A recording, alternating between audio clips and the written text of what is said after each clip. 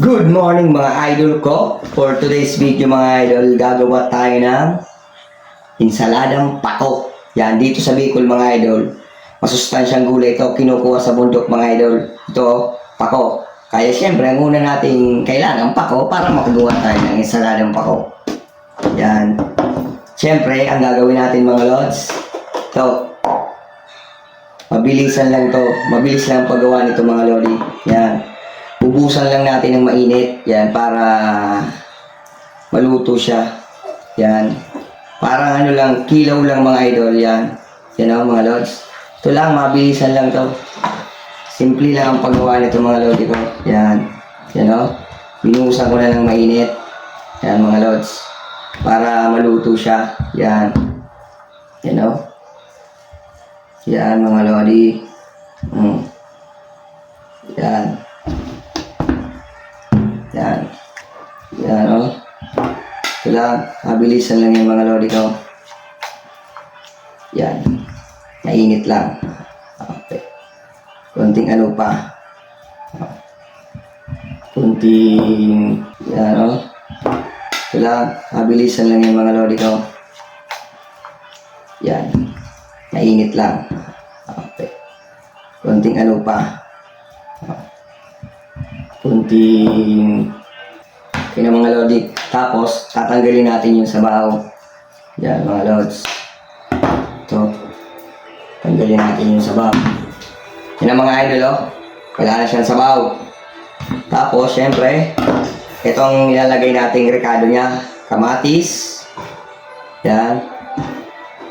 Sustansya to mga idol. Simpleng ulam lang to. Pero masustansya talaga kasi yan yung mga rekado niya. Kalamansi. Lalagyan natin ng kalamansi mga idol. Ayan. Kalamansi. Lagyan natin ng kalamansi mga lods. Yan. Yan. Kalamansi.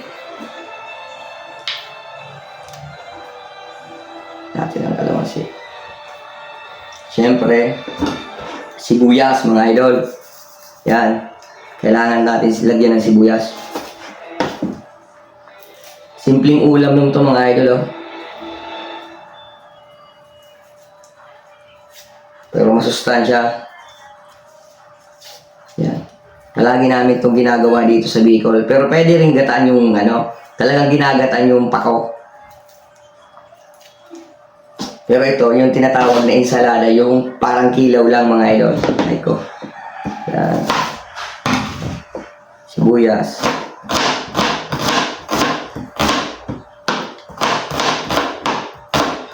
Yan. Sibuyas. Siyempre, toyo. Ilagay natin ang toyo mga idol. Yan.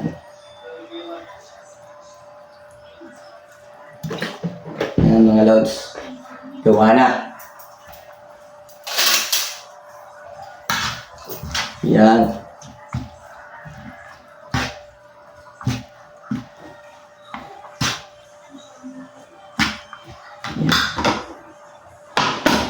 Yan.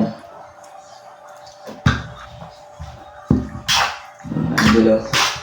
Wow.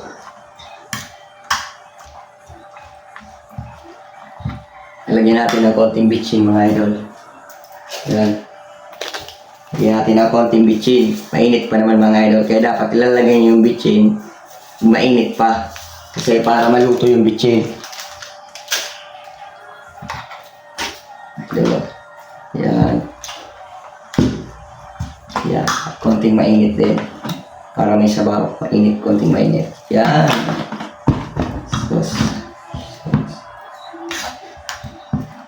Yan mga idol. Gawa na. Simpleng-simple lang. Masustansya ito mga idol oh. Ito ang insaladang pako. Simple lang ang rekado ng mga idol. Kamatis, kalamansi, sibuyas, saka toyo. Yan oh. Tapos konting nilagyan nyo din ng konting bitchin. Basta dapat lalagyan yung bitchin mainit pa. Okay, lagyan nyo ng konting mainit para maluto. Para di tayo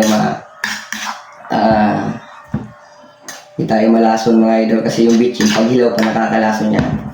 Yan mga idol oh. Tikman na natin mga idol.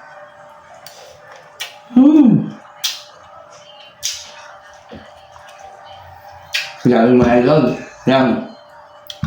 Kaya kayo, gawin nyo na to. Ang lodi ko. Yan. Hanggang dito na lang ang vlog ko mga idol. Huwag niyong kalimutan i-share ang video at i-follow ko. Maraming salamat. Bye-bye.